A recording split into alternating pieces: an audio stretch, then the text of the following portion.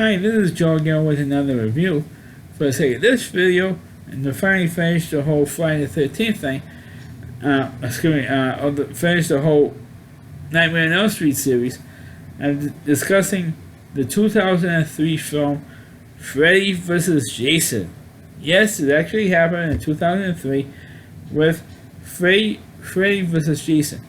Now, of course, this film came about because during the night, even at the end of the runs of the Freddy vs.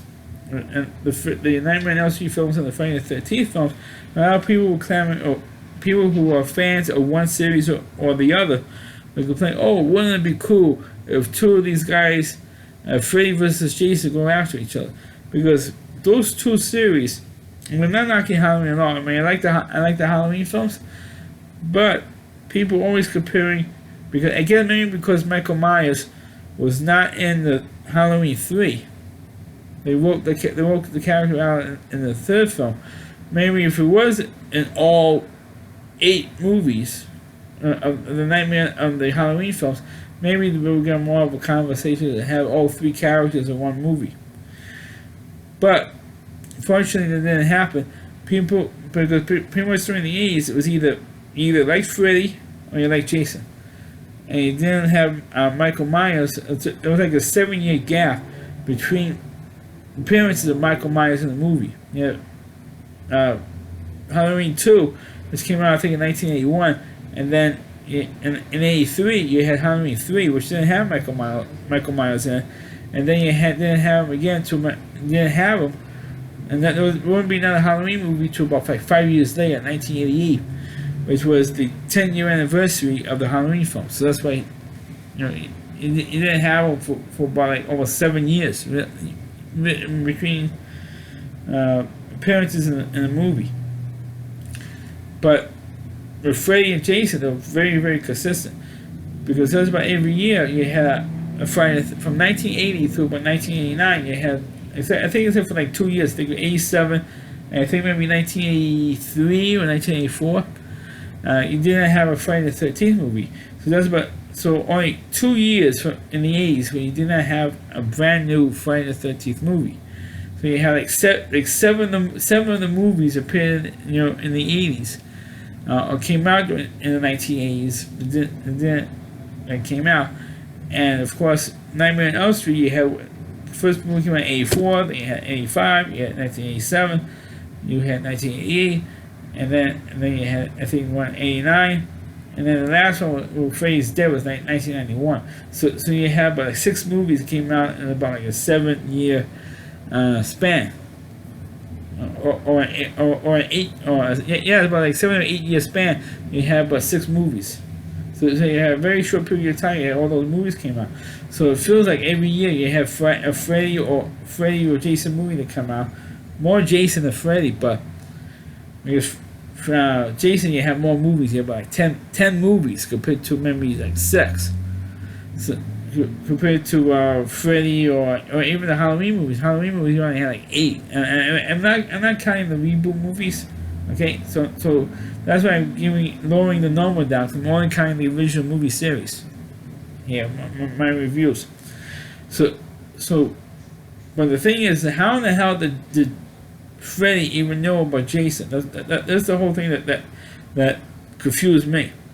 Well, the last Friday the 13th movie when Jason goes to hell, I think it was Friday the 13th. I think it was part 9. Jason goes to hell, and the very last scene you see the famous hockey mask, and you see Freddy's glove come out of his hand and grab Jason's hockey mask and put one under the sand.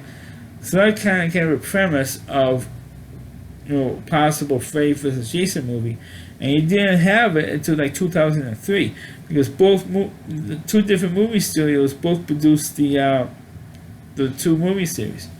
So they agreed. It's not like the Universal movies back in the 40s where Universal owned all those characters. I'm talking Dracula, Frankenstein, the Wolfman, they created they owned the rights to those characters.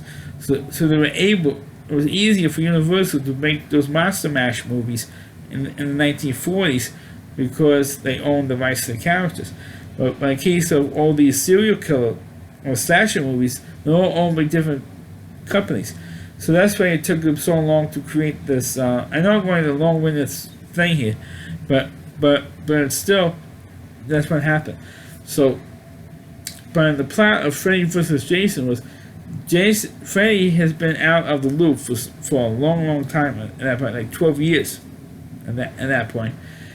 And people on Elm Street have forgotten about him. Because he, like I said in my previous review of Freddy's Dead, The Final Nightmare, people were starting to forget about Freddy, or who he is, or what he was, and everything else.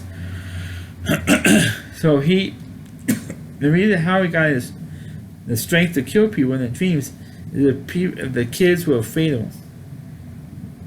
Since no one's afraid of him, he grew weak with his power. So what he did was to scare all the kids again, and the way to do that is to have the kids scared again. And how he do that is not from his dream powers, but by physically having somebody in reality starting killing these kids. If you kill enough kids, then Freddy will gain his power back and start killing kids in their dreams. And he picked Jason Voorhees. Like I said, I guess maybe in some ways they're all in the same universe in some way, but he somehow is in the same Freddy Krueger is in the same universe as Jason Voorhees, and Freddy pretended to be Jason's mother. He said, "I want you to go to Elm Street and kill as many of these kids as you can, because they're very, very bad kids, that type of thing." So Jason leaves Crystal Lake. Somehow he got back to Crystal Lake, for this film, and he goes to Elm Street and starts killing these kids on Elm Street. And then the people found out, or the kids found out who he was, and then they also found out it was Freddy. So wait a minute, this is not Freddy, this is somebody else. And then there's one kid who did research and said, yeah, this is Jason Voorhees. He's probably from Crystal Lake, and he's here in our town, killing us. So then they figured out what's going on, and then they figured out that Freddy was using Jason to kill him so he gain power or defeat all of their fears. So that's what happened in this film. And then of course Jason doesn't stop killing. And then he sees and Jason actually sees the actual spirit of his mother. No one can kill you. No one can stop you from killing. And even Freddy trying to impersonate Jason's mother again, and says, "Stop killing! You've done enough killing. No, it's my turn to kill these kids, and you're killing my kids. Type of thing. You're killing my industry. So then in the last few minutes of the movie, you had this big fight between Freddy versus Jason, and that fight was really damn cool. I mean, you waited like over an hour, about an hour, a little more than an hour, to see this big epic fight, and you finally do see the fight, and that fight was pretty damn cool. I have to admit, the fight was cool, and that's pretty much, that was the highlight of this film, is to see this fight. And by the way, major spoiler for those of you who never saw the Freddy vs. Jason, Jason won the fight. Okay, Jason won.